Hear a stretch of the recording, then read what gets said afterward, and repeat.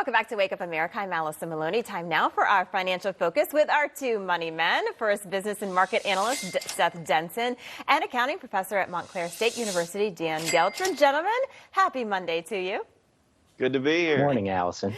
All right, so today's topic is President Biden's child care tax credit. Seth, look, I'm a mom. I'm pretty excited about getting that check in my bank account. 35 million American families were sent checks up to $300 per child on the new expanded child tax credit. So do you think this is going to really cut poverty in half? Because that's what Biden's saying.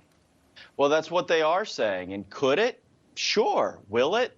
I don't know. I'm probably a bit more skeptical than most. And that's not because the funds aren't there. Listen, I am always for tax credits. I am always for taking more money and giving it back to citizens. The challenge we have here is there's simply just not enough money to give out because the government continues to spend. And here's the reality of the situation that we're in.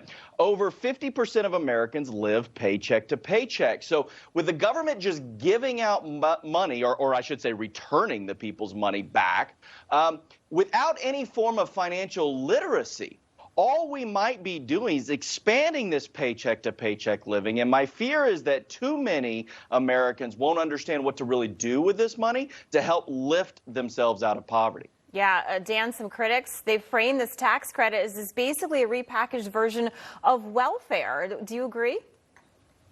Well, welfare is, if you think about welfare, Allison, welfare, the point of welfare is to get off of welfare. It's to get back to work. So if we look at this particular program related to children, what's the end game? What we should have learned through history is you can't simply throw money at a problem and expect it to go away. You have to take the time to say, what is causing this issue, and let's attack that. By simply saying we are going to give more money out is not going to solve this. At the same time, we have to understand nearly 1 in 5 children in this country are living in poverty. That is completely unacceptable, and I think everyone would agree it's a problem that needs to be addressed. Yeah, Dan, back to you on this because you mentioned, we have so many people living in poverty. Some of those folks don't even file taxes. So how are they even going to get this check? They have to go through a different system. And so you have to wonder, the people who really, really need it, are they even going to be getting this money? Well, how else are you going to be able to monitor this program if you're not using tax returns? So I agree that that's where we need to start. But let's keep in mind that many people don't file tax returns. Why? Because they don't make enough money to qualify for that. So they are going to have to sign up, which means there is an extra step they're going to have to take. I don't know any other way around that. Is it fair? I don't see why it's unfair. If we get the word out about this program and people have to go through a process to sign up, then I think that's what needs to be done. Yeah. Seth, do you think that these regular checks from the IRS, do you think they're going to lead people to leave the workforce? I mean, it's not a ton of money that you're getting each month.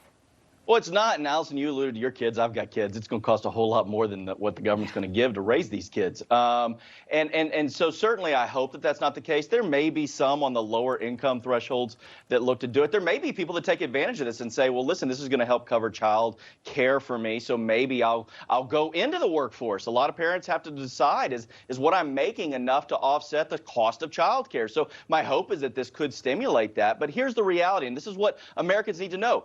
This isn't right now a permanent thing. This is really only in place for a year. Now, the Biden administration has proposed it to be in effect till 2025, but it does phase out. And so people making long-term decisions based on short-term money, well, they're putting themselves in a potential hole. Yeah, no, you're right, because, Biden and the administration, they want this to go on. They don't want this just to be a year thing. Dan, last question to you. So do you think that this plan is going to be beneficial for the economy, or do you think this is just going to keep getting us more in debt? I don't think that it's going to be beneficial to the economy. I think in order to benefit the economy, you have to get people back to work and paying into the system, not pulling money out of the system. So from an overall economic standpoint, I don't think this is going to be that helpful. And let me just make one more point here. Remember, in 1964, Lyndon Johnson declared a war on poverty because we had about 19% of the country in poverty. I don't think that number's changed all that much all these years later. Yeah, and then we also have inflation to deal with. So a lot to talk about. Seth and Dan, thank you so much. Thanks, Allison. All right. Thank you, Allie. All right.